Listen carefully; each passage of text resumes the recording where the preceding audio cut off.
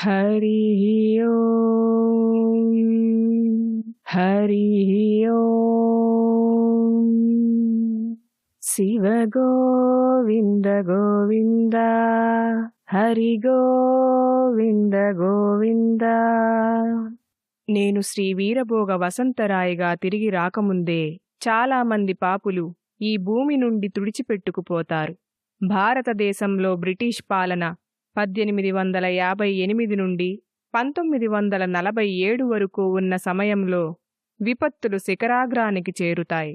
ఈ కాలంలో ప్రపంచం కరువులు, గాలులు, వరదలు, తుఫానులు, భూకంపాలు, 2 ప్రపంచ యుద్ధాలు, భారతదేశ విభజన, మరెన్నో తీవ్రమైన విపత్తులను ఎదుర్కొంటుంది.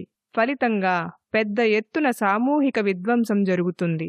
ఈ ప్రక్రియలో పాపులతో పాటు అనేక మంది భక్తులు మరియు సాధువులు మరణిస్తారు. శివ గోవింద గోవింద హరి గోవింద గోవింద.